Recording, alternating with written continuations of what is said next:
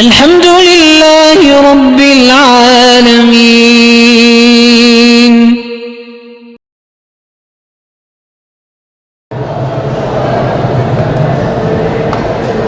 ایک آدمی نے اپنی ساس سے اور سالی کے ساتھ زنا کیا، بہرحال توبہ کرے، اللہ معاف کرے، اللہ تبارک و تعالی گناہوں سے بچائے، لیکن اس کی بیوی بھی اس پہ ہمیشہ کے لیے حرام ہو گئی جب ساس سے زنا کر لیا۔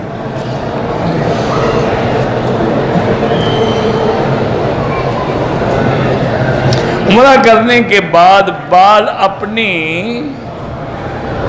سے اتروانا، پتہ نہیں اپنی کس سے اتروانا، بال کٹوانے کسی سے بھی کٹواؤ، امام کے آگے نماز جو پڑھیں گے ان کی نماز نہیں ہوگی۔ اچھا، عمرہ ادا کرنے کے بعد بیوی سے بال کٹوا لے تو کیا حرج ہے؟ ویسے بھی وہ کاٹتی رہتی ہے، تو اگر عمرے کے بعد بھی کاٹ لیے تو کیا ہو گیا؟ ویسے تو اس طرح پھرتی رہتی ہیں نا بیویاں، کبھی مال پر، کبھی جیب پر، کبھی مرد پر، تو اب عمرے کے بعد کون سی تکلیف ہو گئی؟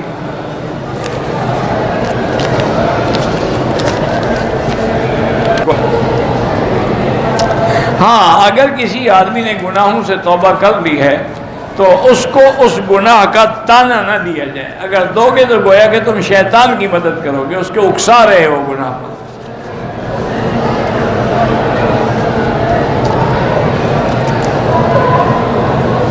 وہ کون سی ایسی بات تھی جو بی بی عائشہ کو حضور نے بتلائی جب حضور معراج سے واپس آئے؟ تو جب معراج سے آپ واپس آئے ہیں تو بی بی عائشہ حضور کے گھر میں بیوی ہی نہیں تھی، وہ تو ہجرت سے پہلے 2 سال معراج ہوا ہے۔ بی بی عائشہ کی شادی تو مدینے میں ہوئی، انہوں نے کیسے بات بتلا دی؟ پتہ نہیں کہتے گھڑتے رہتے ہیں لوگ کس سے، کوئی شوق ہے آپ کو جھوٹی حدیثیں بنانے کا؟ محمد شفیع صاحب فوت ہوئے تھے، اللہ ان کی مغفرت فرمائے، ان کے درجات بلند کرے۔ ہندو ڈاکٹر سے مسلمان بچوں کا ختنہ کرانا جائز ہے؟ بالکل جائز ہے۔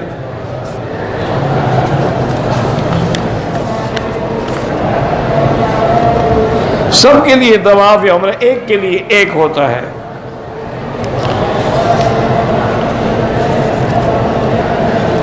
حاملہ عورت ہے، اس کی ولادت کا وقت ہو تو کسی شیعہ لیڈی ڈاکٹر سے ولادت کرا سے بالکل کرا سکتی ہے۔ اب تو دنیا میں ہندو بھی ہوتی ہیں، سکھ بھی ہوتی ہیں، یہودی ڈاکٹر بھی ہوتی ہے، تو کوئی ایسا مسئلہ نہیں۔